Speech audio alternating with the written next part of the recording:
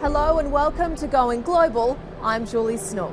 I'm here at the ACS Reimagination Thought Leaders Conference in Melbourne. Reimagination is in its 5th year, and it's here that some of the sharpest minds in Australia's ICT sector gather to share both their experience and ideas.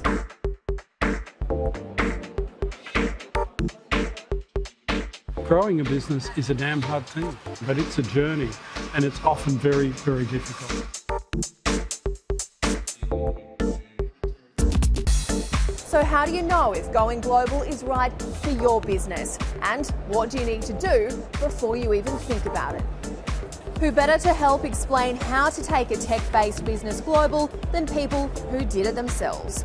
Very exciting way to start the day with genuine rockstar Aussie founders. So thank you so much for joining us. Olivia, how did Canopy's journey start and how's it evolved over time? So it was 2008 and I just returned from a year of backpacking around the world with my husband, and he was earning a decent salary in Perth, and he said to me, "You've got this idea, I'll subsidise our lifestyle for 1 year." I had $5,000 left over in savings and I decided to start what my ambition back then was a home business.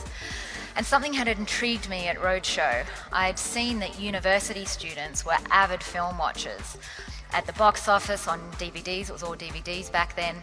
Yet if you went to a university library, it was all printed media, books, periodicals, journals, etc., and a very dismal DVD collection, and it just didn't make any sense when students responded so well to film, why it wasn't part of the curriculum. So I started distributing DVDs to university libraries, and Canopy was the canopy over the 28-step process that university librarians previously had to undergo to buy a DVD. And turned out there was a big demand for DVDs on campus. A couple of years later, YouTube launched, and that seemed like a really obvious thing for me to launch a streaming platform. So I hired an engineer, and together I said, let's build a YouTube platform. And it just took off. University libraries reported spending more on Canopy than books for the first time in history. And by now it's about 2013. And there are 39 universities in Australia and over 4,000 in the US. So I said to my husband, let's take on the US as a growth opportunity. It was still bootstrapped, so we moved over there in 2013. Took a few years, but very quickly we had the market share of the film business in university and college libraries over there as well. And then our latest growth opportunity was, it didn't make a lot of sense to me that only those with a university card could watch Canopy. And so we launched into public libraries, so anyone with a public library card can now watch Canopy, and that business has also exploded. And anybody here actually with a public library card can download the Canopy app wherever you watch Netflix and watch these incredible films. There seems to be a lot of venture capital available in the US. What are your tips for founders about when, who and how to access capital? Well, not every company fits a traditional VC model. I mean, the VCs I know tend to be attracted to companies that are attacking large markets, really high revenue, often at the expense of profitability. And Canopy, for example, is not that. It's a very niche market company, highly profitable through methodical growth. And so for us, our VC journey was different. We attracted our first VC funds a couple of years ago, and it wasn't to raise capital, it was for market expertise. We attracted a company that was more VC growth. It was actually a family fund for private equity with a lot of media experience. And so we didn't want capital, we wanted expertise, we wanted help attracting talent, we wanted help with our growth plans and and help designing our exit. My brother worked at Canopy 5 years, and he's largely, hugely responsible as well for our success there. He now works as a partner in a Denver-based venture capital fund called ACS Partners. And between him and I guess my world of VC, it does seem to be, the market over there seems to be described often as very frothy. There's a lot of money, which means there's a lot of VC competition, which is great for founders because there are higher valuations, and of course that means less dilution, and of course bigger rounds. So there's more runway, bigger war chests to work from. But often, I guess, it seems unlikely that US VCs will invest in companies if they're not US entities, and I'm seeing more and more term sheets requiring founders to spend at least 51% of their time in the US. And I asked Tom, I said, what would be, I guess, a top tip for Australian entrepreneurs looking to get US VC funding? And he said one of the mistakes he sees with a lot of Australian entrepreneurs is that they only create sort of an investor target list when they're looking to raise funds. And in the US, he sees a lot of entrepreneurs, and they are out there hustling. Their investor lists are designed a long time before they actually need funds. They're meeting, working these relationships. They are sending monthly, if not quarterly, updates, business updates and asks, which means a lot of these entrepreneurs are ahead of the game. They've got a huge advantage when it comes to raising funds, as well as they often get targeted and approached. They don't even have to pitch. So, but one thing I will say is I do see there are a lot of benefits to bootstrapping, and this is something I think that's quite underrated with entrepreneurs. And there are a lot of benefits, and that is, of course, the control, the level of ownership, the ability to keep tapping into that passion, which is the original, I guess, idea of most startups. But of course, it's a lot harder, and without having that VC sort of safety net, that cushion, so to speak, it means you are forced to be very, very fiscally conscientious and responsible. You have to be very, very clear-headed and make sure that every single thing that you are doing is the right thing and not get distracted. And for me, at least, it really helped to build this grit you were talking about before, because you learn so fast how to rebound from a setback because you have absolutely no choice. There is so much at stake that you're forced to learn how to get back up when you're knocked down. And of course, if there's a successful exit, it's really worthwhile. Rob Newman is the CEO of aerial imaging technology company Nearmap. When I started my career, which is a long time ago, you didn't have the advantage. We didn't have the advantages we have today of communications networks and all of the different messaging platforms and so on. You can build a global business from Australia, and it was a big disadvantage doing it back 30, 35 years ago, where we had to fax people to try and set up a meeting and then go fly there. Remember those things? Oh, remember those days, right? So, whereas now, today, I mean, look, I spend from 7 a.m. in the morning till midday, basically on Zoom or Slack or something like that, to people in the US. So I'm running a global business from a Sydney office, right? Now, that applies all through our organisation. Whether you're an engineer working on something, you're solving a global problem. And so we need now as a country to say, okay, these engineers that are coming up and technologists that are coming up through the ranks, there's an opportunity to grow great companies here, do it in Australia because our economy depends on it. In terms of investment, if you're looking at domestic success, how much does the international growth or the potential for international growth impact investment? Yeah, so look, again, our company is kind of going through that transition of starting with success here in Australia, and now a third of our business comes from the United States. But have a think about this, right? In Australia, we have 99% market share with our product, right? In the US, we have about 1 or 2% market share, but it still represents a third of our business. So and that's just in the United States. So that opportunity to go global really does make a big difference. What we need to do is, again, develop technologies here, sell them globally. That brings money back into the economy, forms the right kinds of jobs in our country. So yeah, it's really critical to kind of start here in Australia but grow globally. Australia's a nice sized market. It's big enough to actually grow a business, but it's not so big that you can kind of spend all of your money on sales and marketing and get it wrong. So building your business here, once you've got the model working, and we always had this strategy at Nearmap, was once we proved the business model in Australia, we'd replicate it overseas. What we didn't realise quite so much is that overseas market, particularly the United States, it seems similar on the surface. It's quite different when you're actually selling over there. So build your business here. Once you've got the model working, then work out how to transform it into those other markets. Kumar Parakala is the global digital leader at digital transformation company GHD Digital. GHD Digital is roughly a 2-year business. Baby. It is relatively baby. In the digital world, we are the new type of digital professional services firm. And it was started so that we can serve clients who we have currently as GHD Business. GHD is a global firm. It's got more than $2 billion of revenue, 10,000 people around the world, very dominant in Australia and in North America. And GHD Digital has been an outcome of trying to help these clients deal with the challenges of digital disruption. Technology is coming in, impacting all our clients in big and small ways.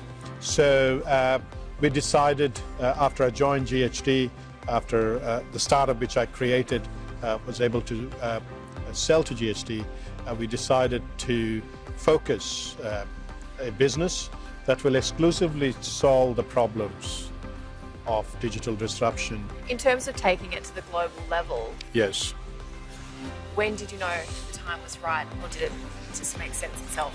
It was a matter of sequencing for us. My vision has always been a global vision that I presented to our executive team and the board, and they have been very, very supportive. We are a global business, and we believe that no matter where our client is, for our GHD business globally, we need to make the best people available to serve the client issues. Technology is a global profession, and we would not have people in any one part of the world that can solve the problems conclusively. We need to have a global network of people. We need to have partners who supplement that network. So we established that, and it was a matter of timing for us. So the first 1 year we spent in Australia. The second year we took advantage of our network in North America, and we commenced in North America. In North America, we're roughly about 11 months old, and we are building. The North American market is very fertile. The demand for services is huge. Economy is very huge. American economy is very, very big, and we see huge global opportunities. But the good news is, had we not started and done what we have done in Australia, we would never be in a position to take advantage of the opportunities that we have in North America. So Australia could be a great landing zone for tech startups and entrepreneurs. In fact, we call our business a startup in a big firm.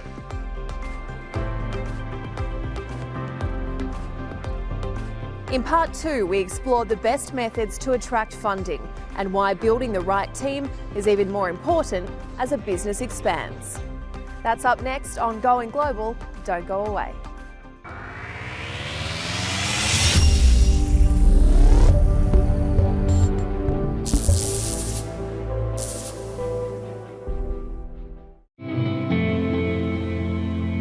This program brought to you by ACS.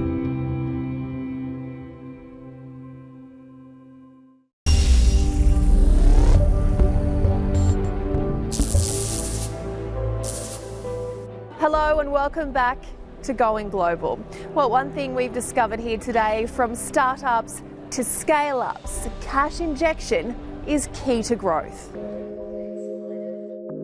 Vicky, being based in the finance capital of the world, New York, your tips on what does it take to be a venture backable business? I think that's the wrong question to ask as a founder, if I'm completely honest. Sat on the founder side before joining VC, and you should see capital as a lever. It's a tool to help you do what you want to do. Don't put the money first. That should just be one part of the puzzle. You should be building something that is going to make a massive impact on this world. And if you create something of value with positive unit economics, don't follow the big trends where you just go burning hundreds of millions of cash. And all of those types of companies, they do raise big rounds, but really you don't have that sustainability. So build a sustainable, profitable business. Look for high growth markets and things that you care about, problems worth solving that you personally want to contribute to. And the last thing is, I heard it mentioned on the panel, is leave your ego at the door. You probably saw today in the news that Larry Page voluntarily stepped down as CEO of Google today, of Alphabet actually, and he voluntarily did that. That's really, really hard to do. I had to step out of my own company as a COO because I knew the person coming in was a much better CEO than I would ever be. If you want to build something big and impactful, make sure you get out of the way. On the pitching side, it's the, I think what's important is to have, your 10 slides, problem solution, business model, market size, etc. But having your Q&A in the appendices, that's really awesome. And actually answering the questions in advance. The second thing is know your investor too. So I found when I was pitching a VC versus a family office or a high net worth, it was very different. The second type of pitch, I was always just talking about the global issue or the philosophical discussion. And then the last, I remember with my last company, we closed the round in the last 5 minutes. We spent the full day just talking about, life and our principles. So I think building that strong relationship with your investor is important in the pitch. But with a VC, it's more about speed. It's about getting your information quickly and letting the investor take control to ask you the questions they want to ask you. What are you looking for? How do you know what the right project is to invest in? The short answer is you don't, because it's very, very hard to pick winners. But there's a few rules that I follow before I'll put my money in. The first thing I'm looking for is it's got to be a good business model. It's got to be something, it's got to be a problem that is worth solving, and it's got to be selling a service, a product that people actually want to buy. It's got to be scalable. I mean, there's no point these days in investing in what is going to ultimately be a lifestyle or a mum and pop business. It's got to be scalable, not only in Australia, but globally. Then look at the founders, the owners, the people involved in the business. Are they authentic? Are they there for the right reason? Do they really want to build something globally? I look for something called hubris, and if I see hubris, too much ego. We've all got ego, but if there's too much of it, I don't get involved. And then it's something that I can actually add value to. I typically only invest in businesses where I can get involved and can add value, and where there's a global opportunity. How much does the potential for a global opportunity factor into the investment decision? Look, it's significant these days, because any business worth its salt, if it really has good potential, if it's got great tech and great application, it's going to be a global opportunity. And Australia's a great place to start. It's a great place to do some investment, to understand what customers want. But ultimately, it's a connected world. And that means your customers are global, but it also means your competition's global. So I typically only invest in businesses that have got global opportunity. And how do you assess which businesses do have that global potential, or which businesses are ready to take that next step? Yeah, look, it's many, many things. I was going to start with intuition, and as I said, when you've been around as long as I have, there is that gut feel that will tell you. It's about the people, but it's largely about, do you think this has global relevance? Is this something that can be scaled into North America, into Europe, potentially into Asia? And then perhaps following the money and investing in one of those markets, starting in Australia, working your sandbox here, working out what does and doesn't, and then I use the F word, focus. Pick one market, put some money in, see what happens, because each market's different. You know, the US is multiple different states, multiple different economies. Same with Europe, let alone Asia. Pick one of them, see what works, what doesn't, iterate, and then learn and build out from there. What are some of the mistakes that people make when it comes to investing? Look, I think the first thing is just the inexperience, perhaps arrogance, that they've done it in Australia, and then therefore it's just a simple model of taking it from Sydney, from Melbourne, heaven help us, from the other side of Australia, Perth, and just transporting it into a new market and expecting the world to turn up. It isn't like that, particularly if you've got a brand, if you've got a business that no one's ever heard of, and then putting too much money too quickly into a particular product in a new market.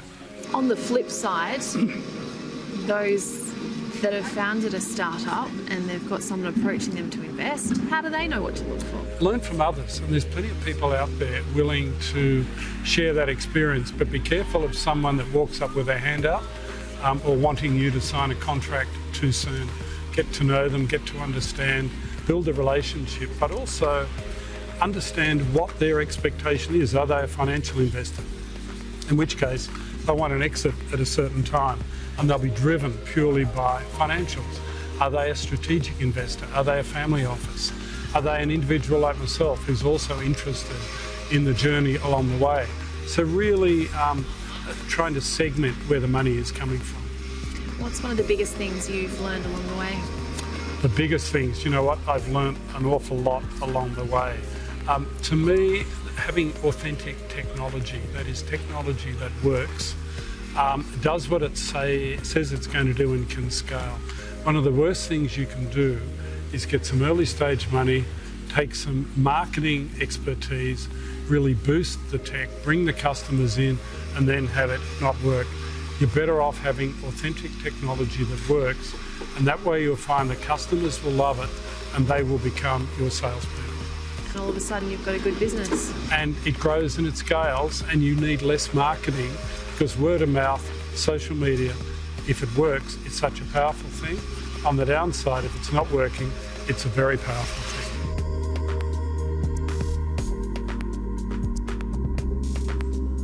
It's an exciting journey as our best and brightest take their ideas from acorns to unicorns and enjoy amazing success in going global. Next week in part 2, we'll be looking at how amazing humans and epic technologies are changing corporate Australia and what you need to do to ensure your business doesn't get left behind.